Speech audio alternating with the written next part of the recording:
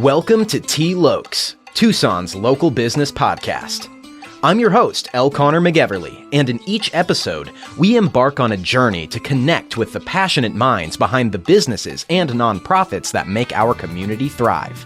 Join me as I sit down with the owners, visionaries, and change makers who pour their hearts into shaping the local landscape. We explore the challenges, triumphs, and unique journeys that define Tucson's business community. From the corner coffee shop to the innovative startups and impactful nonprofits, T. Lokes is your window into the diverse stories that make our city special. Tune in and get ready to get connected. This is T. Lokes. Howdy, folks, and welcome to T. Lokes, your Tucson local business podcast. I'm your host, L. Connor McEverly, and here with me in the studio today is the owner and operator of Shut My Mouth Bakery, a gourmet keto bakery dedicated to showing you gluten-free and keto treats really can be delicious. It is my pleasure to introduce to the show, Beth the Baker. Beth, how are you doing today? I am fabulous. I'm super excited to be here, Connor, and I'm happy to share my business with all of your followers. Yeah, thank you so much. Thank you so much for making the time and coming on to interview. I'm really excited to have you here. Me too. This is my first time, so I'm a podcast virgin. Oh, wow. And I'm excited to share my business with more people. Yeah, we're excited to have you on. And, I think as far as it goes for like a first podcast, we're pretty chill. I like that. I appreciate that. Of course, Because I apologize in advance. I cuss. That's going to be all right, folks. Okay. We're going to cuss this episode. So Yes. if you don't like that, this is your warning. Yeah. So that's, I am Shut My Mouth Bakery. And the thing is, I don't shut my mouth. I shut everybody else's mouth. With baked goods. Exactly. So on that note, tell me about Shut My Mouth Bakery. What is your mission and what set you on it? So my mission is to be known as the sugar-free sweet spot go-to place. How I got set on it, my husband back in January of 2021 was diagnosed as a type 2 diabetic. Yeah. And this was brought on by all of the stress eating. And I admit I'm at fault too, because I did some stress baking during the pandemic. And so he came home. He was very sad. He's like, I'm never going to be able to eat cookies again. And ladies, men, if you know what I'm talking about. Yeah. Anyway, so he was very sad. And I was like, okay, hold on. Let's see what we can do. Because I've been baking forever since I was a kid, right. With my great aunt and family. It's just, I loved it. Yeah. And I was like, okay, let me see what I can do. So I did some research on the internet, digging, research, sourcing ingredients. Thank you, Amazon. Right. And found a workable recipe or ingredients I could sub into my recipe that would create a really good chocolate chip cookie. Yeah. And I was like, okay. So I don't do small batches. It does not exist in my blood at all. So I made large batches, and I would give them to people, like my husband's coworkers, his boss, random people I met on the street. I would just give them away. Nice. And people were saying, you need to sell them. And I was like, nobody's going to buy them. Well, I'm happy to say I'm wrong. Yeah, absolutely. Me too. And I do have a follow-up on my husband. He's not here with me, but he's fantastic. His name is John. And he has since lost 100 pounds. Nice. And reversed his type 2 diabetes. Whoa, congratulations. Thank you. That's amazing. Yeah, it was just within the last week or so. He was taken off of his diabetes medication. And I'm so proud of him and all the hard work that he's done. Yeah. And don't worry, I'm still going to be in business. But because he credits my cookies as being a big part of his success. That's amazing. Yeah. So wow. It was really cool. I was in tears and I tear up talking about it because I'm so proud of him and all the hard work he's done. Absolutely. Yeah. That's a fantastic accomplishment. Yeah. Yeah. And it's been hard work. Yeah. And it's beautiful too that just how much support that you have for each other, even just in the story, you starting this mission and then him getting an amazing accomplishment, like reversing type 2. Yeah.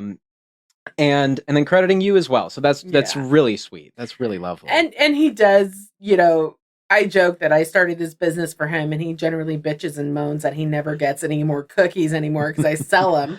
And it's like, no, dude, you get the ones that aren't quote unquote fit to sell. Right. The extras that I have an extra in a batch or so. Right. He gets to be my taste tester on my new flavors. I just recently developed a honey cornbread hatch green chili cookie. That sounds fantastic. It is. Yeah. It's so good.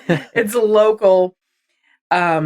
Local honey. I use cornmeal from Sakatone, Arizona, which is a Gila River Indian community. Okay. And then the green chilies come from a fellow vendor.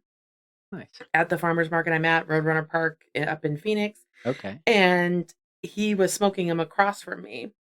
And I was like, what can I do with those? And that's how it That sounds fantastic. I'm I'm a green chili head. When it's like this season, I'm pretty sure I have eaten chilies for like over 30 days straight now. No judgment.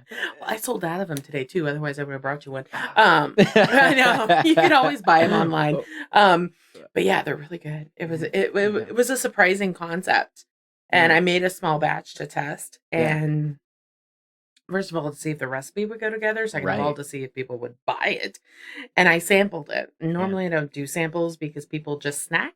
Yeah. And then they go away, and that irritates me, and that's a waste of money. Right. So, but people would buy them, and they really liked them because honey cornbread has green chili. Because it's delicious. It's a delicious premise. Right?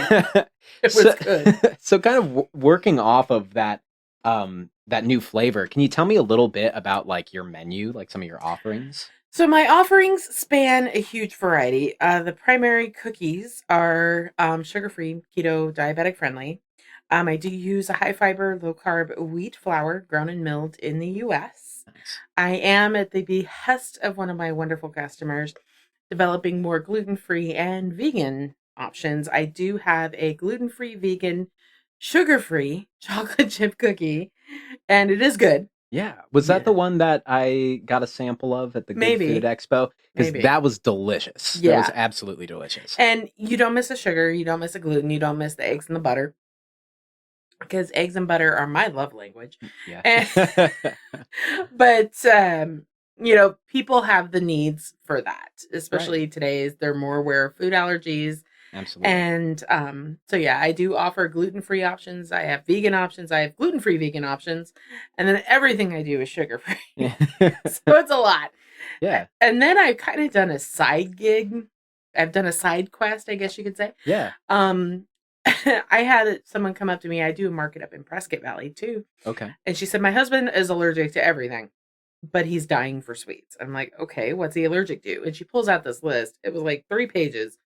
Oh, man. I'm like, shit. Yeah. That was my first reaction. And then I am a capitalist. I asked her, what's your budget? It's a fair question. My time ain't cheap. Yeah. And she said, she gave me reasonable, workable budget. And I'm like, okay, we can work with this. Yeah. And I ended up making her 24 cookies that her husband can eat and loves. And she just sends me a text when she wants more. Nice. Yeah. And they don't fall in the category of sugar-free because he was allergic to corn.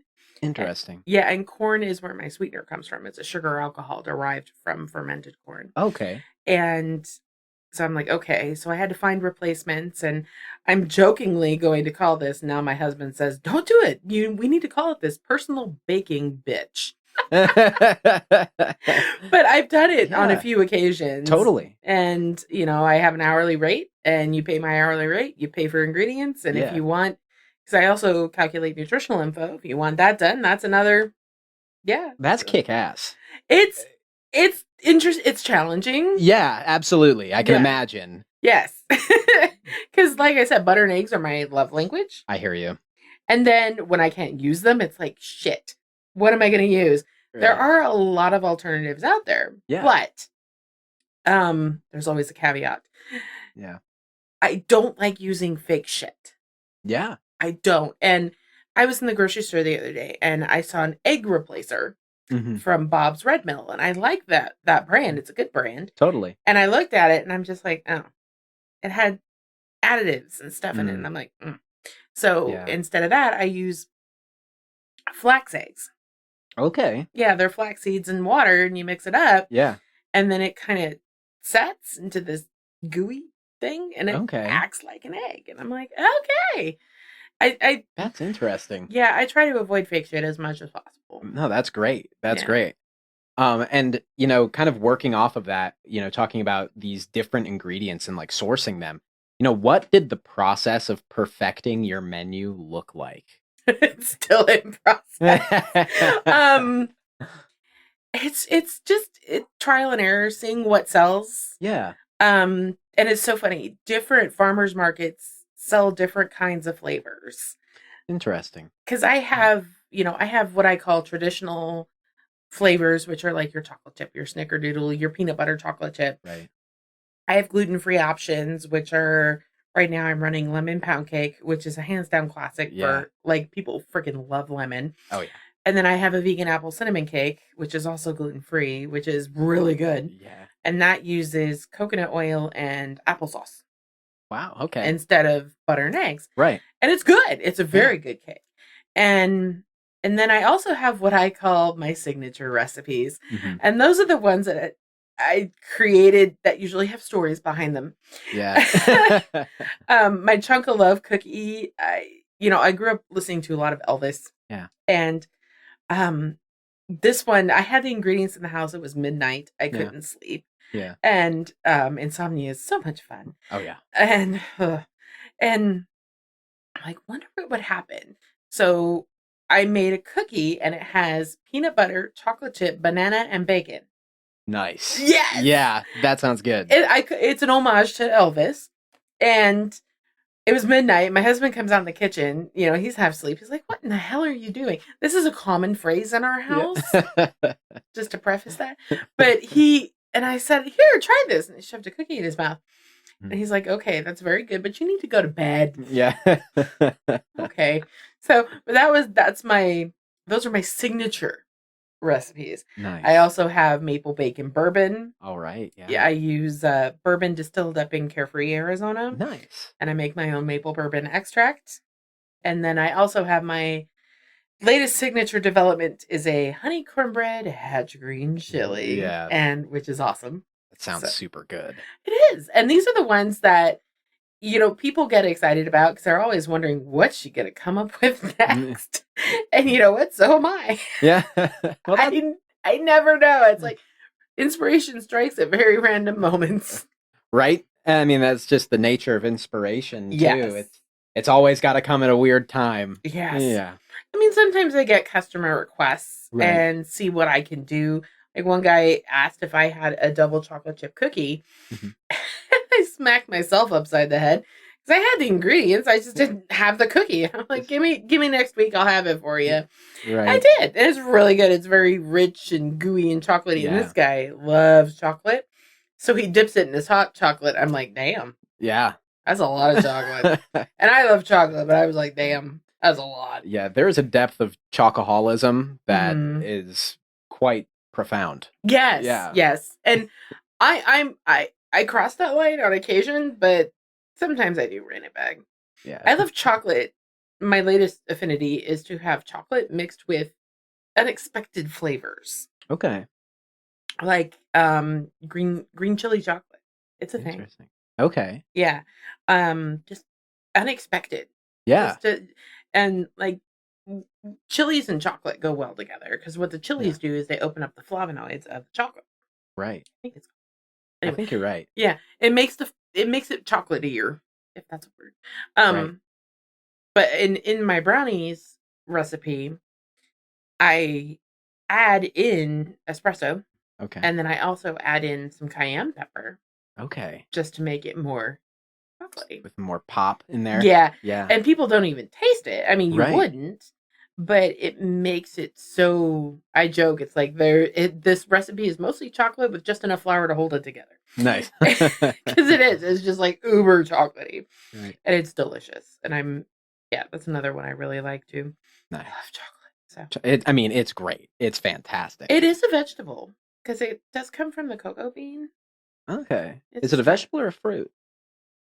It's a bean, so I would say it's more vegetable. Well, it's like you could call wine a fruit salad.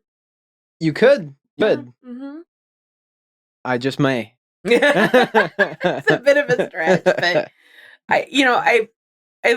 I've studied since I've been in baking, especially professionally. Right. I have studied the rules of baking, the quote unquote rules of what you need to have in a recipe in order to make it work. Right. Now that I know the rules, I like to break them. There you go. And manipulate them and fuck with them as much as I can. Totally. Because why not? Well, I do what I want. Yeah, and like that's where some of the magic happens. Yes. Is breaking conventions. Totally. Yeah, and challenging people to think of flavors in a different way. Like, I put bacon on cookies, and people, I get some raised eyebrows on that. Yeah. Now I guess it's more mainstream. Yeah.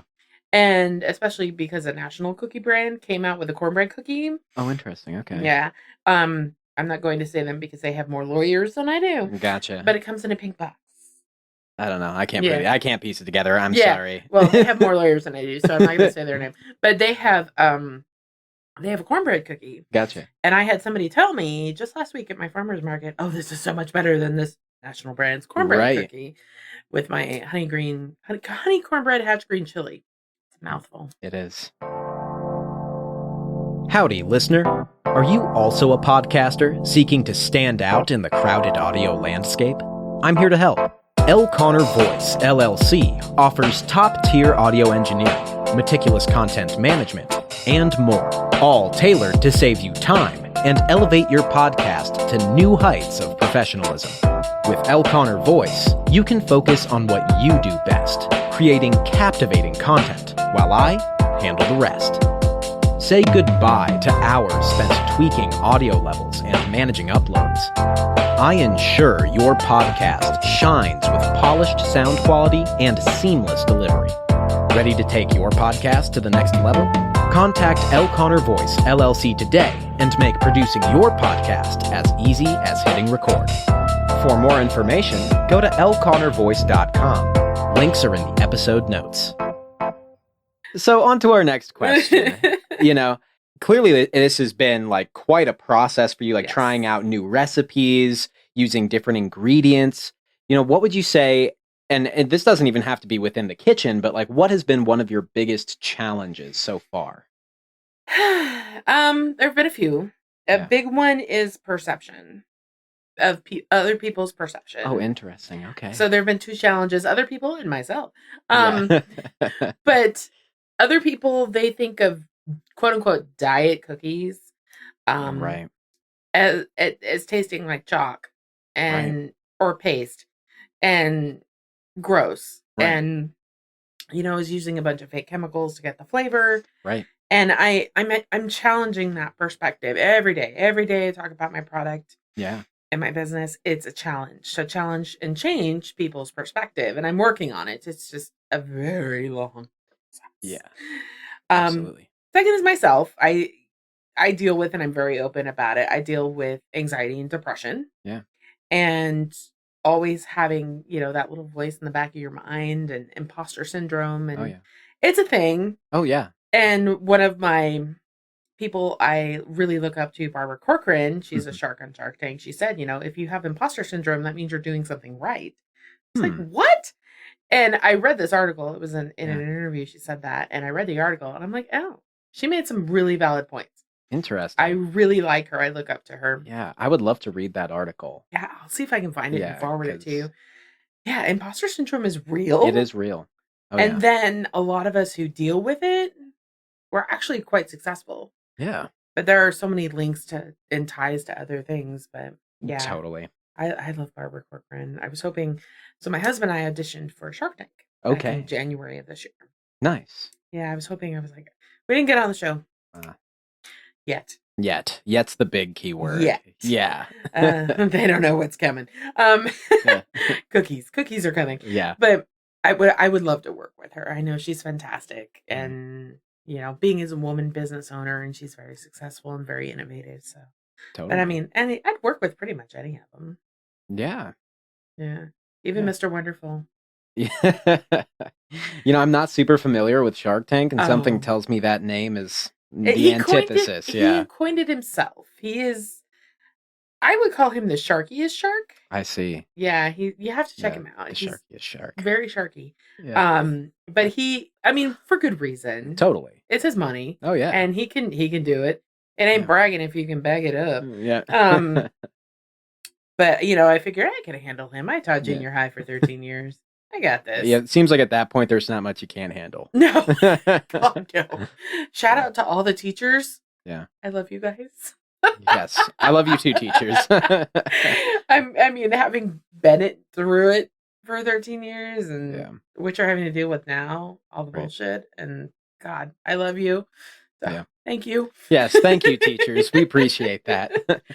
So, thinking about, kind of some of the biggest challenges, let's turn that right around and let's talk about one of your first or biggest moments of achievement or success. I've had a few, and that's something with imposter syndrome. It helps you to refocus your thoughts, those intrusive thoughts that come in and that little voice in the back of your head that's annoying as hell. Yeah.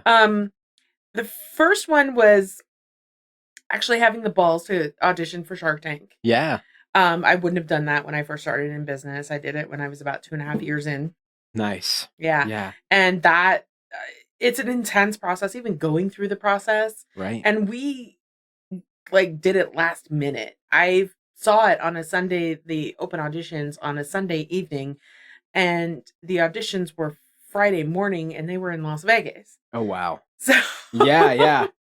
It was we had to get everything together. I was literally writing our pitch because we were pitching to the casting crew. Right. I was writing our pitch as my husband was driving down there. Yeah. Again, that didn't get on the show yet. Another thing was hitting the $100,000 mile mark. Nice. In gross sales. We did that in February of this year, and that was an accomplishment. It's wow, damn, I guess people do like my cookies. Totally. No, they're good. They're really good. Yeah. It's I better shut my mouth. Or no, I'll keep talking about them. Yeah, please do. And then the most recent one is my husband losing the weight and being taken off his diabetes medication. Yeah. That's huge. Monumental. Huge. And it's so much better for his health because I do love him. Yeah. Yeah. I want him to be around for a while. Yeah. And we're coming on 20 years married. Wow. Congratulations. Thank you. Yeah. And, it's huge. It's so much better for his health and everything. So, yeah. Absolutely. Those are fantastic achievements. Thanks. Totally. A lot of hard work. Oh, a ton. Blood, sweat, and tears. Not in the cookies, but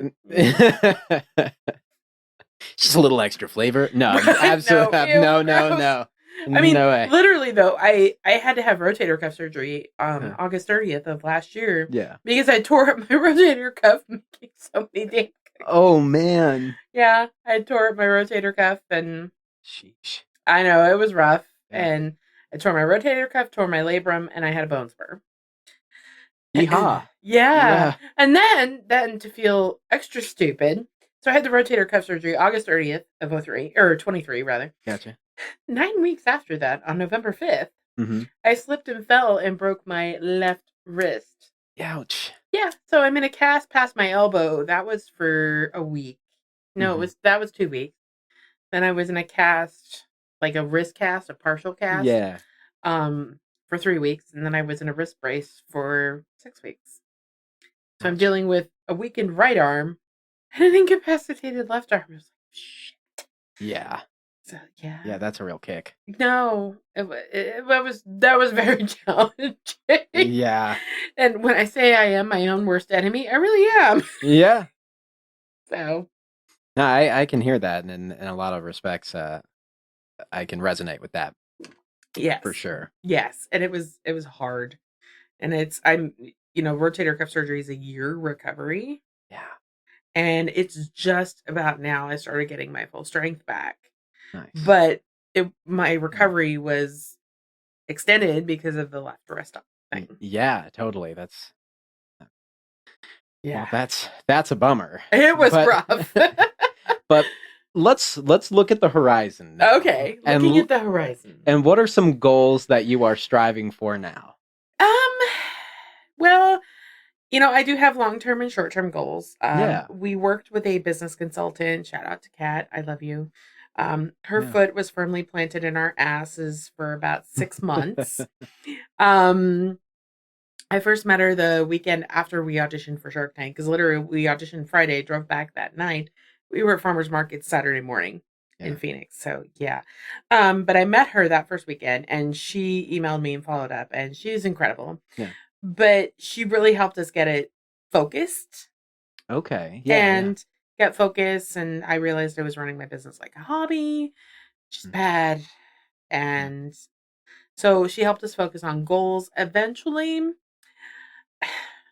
I want to be in my own commercial kitchen. Yeah. Yeah. I was in one for a year, and what I wanted to happen wasn't happening, and it was exacerbated by multiple factors, by my injuries, economy, take your pick. Right. So it's like, okay. So I'm out of the commercial kitchen. I'm baking at home again. Right. Which I do have more restrictions that way, but it's fine. Yeah. I make it work. Totally. And I can go back to baking at midnight. Yeah. But I want my own place. I want my business to grow up and have its own place. Yeah. A storefront, I realized I've worked in, over the year that I was in a commercial kitchen, I was in 3 different kitchens. Okay. For various reasons. Right. And I realized what I liked and what worked and what didn't and what I don't like. And it's like, I have a design plan of my own kitchen and a pricing out. So if you know of anybody who has an extra $100,000 laying around, let's talk. Yeah, just hit the links in the show notes and reach out to us if you know anyone. I'll cut you in, Connor. But it's, that's eventually what I want. Yeah, totally. I'm not there yet, and I know that, but short-term goals, the own place is more of a long-term goal. Totally. For short-term goal, I want to be known as the go-to place for keto sweets in Arizona. Right. And that is why I'm expanding the brand. We're doing markets up in Prescott Valley. Totally. We are doing events down in Tucson, and I look to do more because I love Tucson. Tucson's great. Tucson is cool. It's got a great vibe. Yeah. And, that is, my goal is to take over Arizona and then take over the rest of the country. That's the plan. So what would be some signs that someone should reach out to you? What might someone be experiencing? Someone who has been told by their doctor to watch their sugar intake. Totally. Fun fact, Americans eat 40 pounds of sugar a year. Wow. Yeah, that's a lot. That's a ton. Yeah, pick it up in the grocery store. That's heavy. Yeah. And one thing I have learned, and I knew this already, but sugar feeds inflammation. And a lot of diseases in the body are caused by inflammation. Okay. And another interesting thing is that sugar feeds cancer. Ooh. I have a customer who is an oncology nurse who was telling me that they give their patients a sugar solution before they do the cancer scan. I think it's called a PET scan. Okay. And they give them this sugar solution. Yeah. And it lights up the cancer on the scan.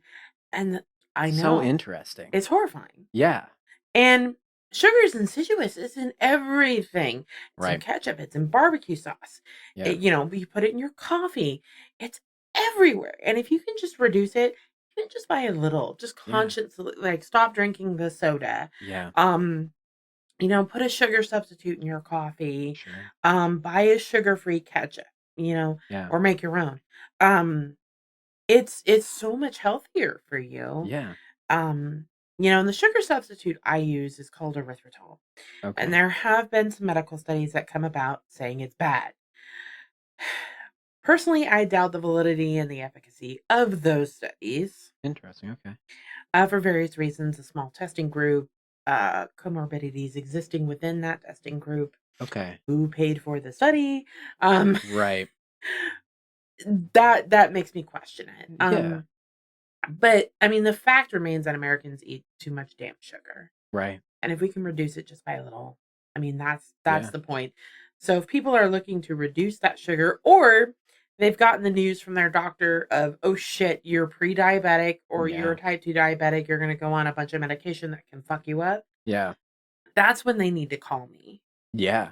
Or text or show up at one of my farmers markets or visit my website. Totally. Yeah. And that's when they need to, because it's already too late, but as evidenced by what my husband did, Yeah. you can reverse type 2 diabetes. Yeah. Or you can control it with diet and get off of those medications. Right. That tear up, like metformin tears up your kidneys. But yeah, just someone who's been told to or is consciously looking to reduce the amount of sugar they eat. Perfect. And for those people who, want to get their hands on some of your delicious confections, learn more about Shut My Mouth Bakery, or just hear more of like your insights, where can they go? So I kept it simple because I have a habit of forgetting things. Shutmymouthbakery.com is the website. Perfect. They can reach out to me via email. My phone number's on there. You can call, text, because you're probably going to get me. Yeah. And you can also go on Facebook and Instagram at Shut My Mouth Bakery on both platforms. Right. And message me on there if you have questions. It's all linked to me, so you're going to be hearing from me. Perfect. You could also come to some of my farmers markets, which I post on my social media where I'm going to be. Okay. And or special events, which I am already loading up my calendar for the fall. It's like getting crazy. Nice. Yeah. It's like, shit. When am I going to bake? Midnight. Right. I don't need sleep. Yeah. But, I also, I work really hard at helping people. Yeah. And helping people meet their health goals one way or another. I care. I do care. Yeah. And I love hearing people tell me, hey, this satisfied my sweet craving. Yeah. And, hearing the gasps, literally, that people do when they realize everything is sugar-free. They're like, oh, I can eat this. Yeah. And I hear that, and that just, it makes me happy. Yeah. I mean, yes, I'm running a business. Making money is good. Yeah. But helping people is also, that's where the good karma comes in. Totally. And it's really clear, like through having this conversation with you, like it feels to me that Shut My Mouth Bakery was started out of caring for someone. Out of love and caring. And I continue to do that out of love and caring. And you've helped facilitate people with, help facilitate baking for people with more restrictive diets, so there is care baked into all of it. Care, love, a little profanity. Yeah. It's all the perfect combination, and they're really delicious, Thank you, Connor. Even for someone who doesn't have any gluten restrictions, really tasty. Thank you. Really, really tasty. And that's my goal, is to help people find sweets they can eat. Yeah. And it's hard when you're diabetic, and these are good. Yeah. I mean, I wouldn't sell them if it wasn't good. Yeah, totally. I mean, they're delicious, and I think it'd be hard to hit that $100,000 mark if they weren't delicious. Well, thank you. I appreciate that. Of course. I was going to say, and I stopped myself. It's like, well, thank you. Of course. So I also heard you talking a little bit about some events that you're filling up your schedule with. Can you tell us a couple that are coming up in the near future that people should keep an eye out for? Oh my gosh. So many. Off the top of my head, I do weekly farmers markets. Yeah. Right now, I'm still up in Phoenix. I do Roadrunner Park on Cactus in the 51. Fun fact about that, it's Arizona's longest continuous running farmers market. We are there year round. Yeah. Sweating our asses off. I'm so glad that's coming to an end, let me tell you. We're there when it's fucking freezing cold too. I mean, but I've been there since September of 21. That was one of my very first markets. I think that the anniversary of it was today on my social media. I have to look. 3-year anniversary. Woohoo! Woo! That's exciting. I'm gonna eat a cookie. And shocker. But you can find me there. You just Google farmers markets in Phoenix. Yeah. That's usually the first one that comes up. Gotcha. I'm also up in Prescott Valley. Okay. And on Sundays. Yeah. The Roadrunner Park's on Saturdays. Prescott Valley is on Sundays. We're also doing more markets. Okay. I'm in the running for another market. I'm not going to say I'm in it yet. Fair enough. But I'm working on it. I've been on the wait list for like 2.5 years. Yeah. So here's hoping. And then we also do another market in North Phoenix at Desert Ridge High Street. Okay. Yeah, that's on Sundays. And then we are doing other events. We do Festivus, which is in December in downtown Phoenix, which is so much fun. It's a wacky ass crowd, and they're hilarious. Nice. It's Festivus for the Rest of Us, based off of the Seinfeld episode. Oh, okay. It legit is, and it's hilarious. My husband's boss literally comes to town for that event.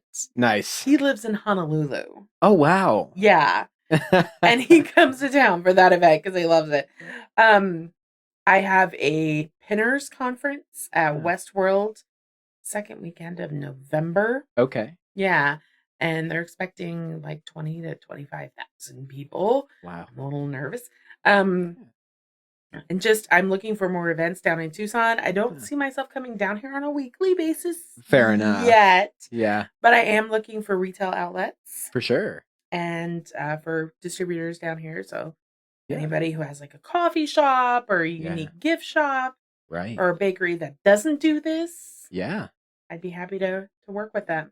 Yeah. I can co-brand. I can do all sorts of things because I own the place. I do what I want. That's awesome. Yeah. And folks, if this is making your ears itch and you need to get in contact with Beth, we have links to her website, her socials, and we'll put some links out to some of the events mentioned as well in the episode notes. So go ahead and check that out and give them a click and get in contact with Beth. All right. Thank you so much, Connor. Of course, but I'm not done with you yet. Oh, no, I'm not. Okay. There's one last question. Oh, my gosh. One question that I ask everyone. I'm on the hot seat now. Yep. Everyone gets asked this question. Okay. What is one thing that you love about Tucson? Oh, my gosh. I only have one thing? One out of the many. Oh, my gosh. You got to choose one. The people. Nice. Because they make up all the other two things. The culture and the history. Yeah. I'm a history nerd. I love that this Tucson is like the last bastion of the Wild West. Yeah. And I was driving in downtown today. I saw some of the cool old architecture. Yeah. And I just thought, I love that. Just love the history behind it. If these walls could talk. The culture is so rich and so vibrant. Absolutely. And so supportive of small business. Really? I love that. Really? And then the people, they make up the fabric of Tucson, and everybody has been so incredibly welcoming to my product. I've done 2 events down here. I have been welcomed at both events, and I'm down here because of one event, because Connor was there and he shanghaied me into coming. Not really, but he was super sweet. But it's just the people. They're so warm and welcoming, and I love the vibe. And I guess you could say the people overall, and then all the other things. Yeah, absolutely. And like you said, like the people make all of these things up. They totally do. Yeah. Tucson is a lovely place to live. It's amazing. Really lovely people that comprise our community. It's a great place. I love it. And the more I come down here, I came down here a lot as a kid. I have family down here, and we had cousins growing up the same age. And so we would meet here. Right. Because cooler. Yeah, right. 10 degrees counts. Yeah. But I just loved it. It's the history and the culture. It's such a rich area. Totally. So rich. Yeah. So, yeah. Well, Beth, now I am out of questions for you. Okay. Well, thank you very much, Connor. Of course. Thank you so much for coming by and making the time to interview with me and tell the good folks about Shut My Mouth Bakery. Awesome. Well, thank you. Of course. And take care, folks. Bye. And that's a wrap for another episode of T. Lokes, your go-to podcast for uncovering the untold stories of Tucson's local businesses and nonprofits. A big thank you to our incredible listeners for joining us on this journey of connection and discovery.